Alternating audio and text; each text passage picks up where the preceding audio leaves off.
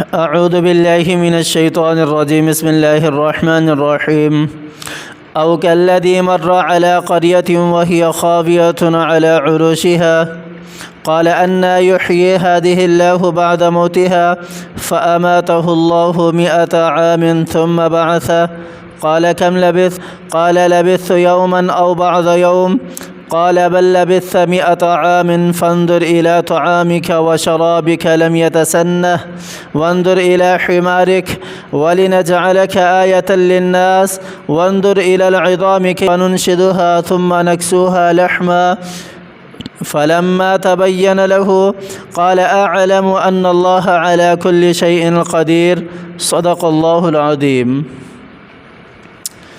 سورۃ البقرہ کی اس آیت کے اندر اللہ تعالیٰ نے دوسرا واقعہ ذکر کیا ہے۔ آپ صلی اللہ علیہ وسلم سے مخاطب آیت پہلے گزری ہے، الم تر الی الذی حاج ابراہیم۔ یہ ایک واقعہ تھا جو اللہ تعالیٰ نے آپ صلی اللہ علیہ وسلم کو بتایا۔ اب یہاں پر او کا عطف اسی پر ہے۔ اللہ تعالیٰ آپ صلی اللہ علیہ وسلم کو یہاں سے دوسرا واقعہ بتا رہے ہیں، بیان کر رہے ہیں۔ یہ دوسرا واقعہ یا تو حضرت عزیر علیہ السلام تھے جن کے ساتھ پیش آیا، جیسا کہ مشہور بھی ہے، یا ارمیہ بن خلفیہ تھے۔ ارمیہ بن خلفیہ یہ نام حضرت خضر علیہ السلام کا ہے، یا حزقیل ابن بوار تھے، یا بنی اسرائیل کا کوئی ایک شخص تھا جس کے ساتھ یہ واقعہ پیش آیا تھا۔ 4 بندوں کے یہاں پر نام ذکر ہے۔ علامہ ابن کثیر رحمہ اللہ نے یہی 4 نام ذکر کیے ہیں اپنی تفسیر کے اندر بھی، کہ یا تو یہ حضرت عزیر علیہ السلام ہیں جن کے ساتھ یہ واقعہ پیش آیا، یا حضرت خضر علیہ السلام ہے، یا حزقیل ابن بوار، یا بنی اسرائیل میں سے کوئی آدمی ہے، کوئی اللہ والا ہے جس کے ساتھ یہ واقعہ پیش آیا۔ اللہ تعالیٰ نے یہاں پورا واقعہ تفصیل کے ساتھ بیان کیا ہے، پورا واقعہ تفصیل کے ساتھ بیان کیا ہے۔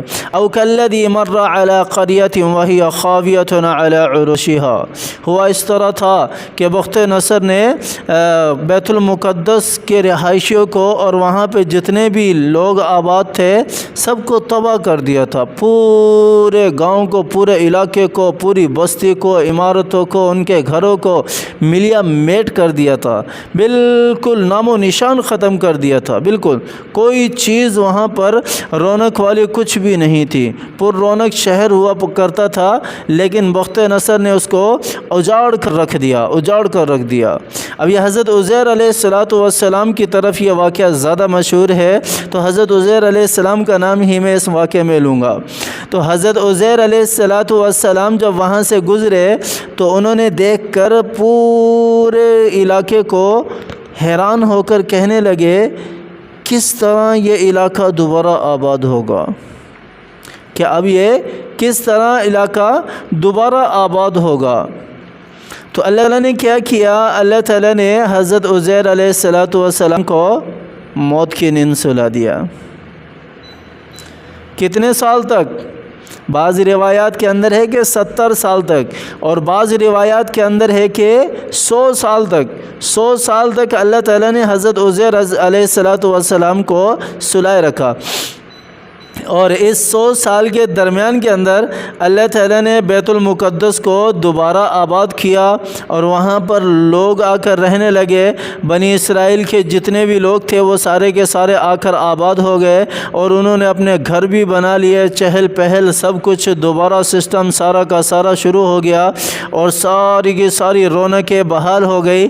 تو رونقیں بحال ہونے کے بعد اب اللہ تعالیٰ جو ہے وہ حضرت عزیر علیہ السلام کو دوبارہ زندہ کرنا چاہتے ہیں نا۔ اب اللہ تعالیٰ نے زندہ کیا، اللہ تعالیٰ نے آنکھوں کی طرف سے روح کو داخل فرمایا تاکہ اپنے آپ کو بھی زندہ ہوتا دیکھ لے، اپنے آپ کو بھی زندہ ہوتا دیکھ لے۔ تو اللہ تعالیٰ نے حضرت عزیر علیہ السلام کو جب زندہ کیا تو حضرت عزیر علیہ السلام اٹھ کر بیٹھ گئے، تو اللہ تعالیٰ نے ایک فرشتے کے ذریعے سے سوال کیا کہ آپ کتنا عرصہ زندہ رہے ہو؟ تو حضرت عزیر علیہ السلام کہنے لگے، جیسے کہ اس آیت کے اندر ذکر بھی ہے، کیا ہے؟ قال لبثت یوما او بعض یوم، کہ میں ایک دن زندہ رہا ہوں یا دن کا کچھ حصہ زندہ رہا ہوں۔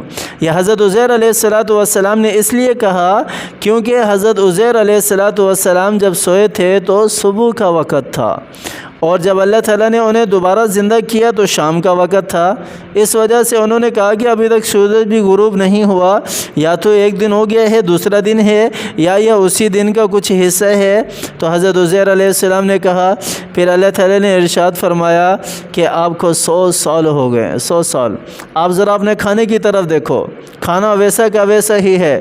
یہ کھانا کون سا تھا؟ یہ کھانا انگور تھا، انجیر تھا اور حصیر تھا، بالکل بھی خراب نہیں ہوا، پورے 100 سال تک کھانا خراب نہیں ہوا۔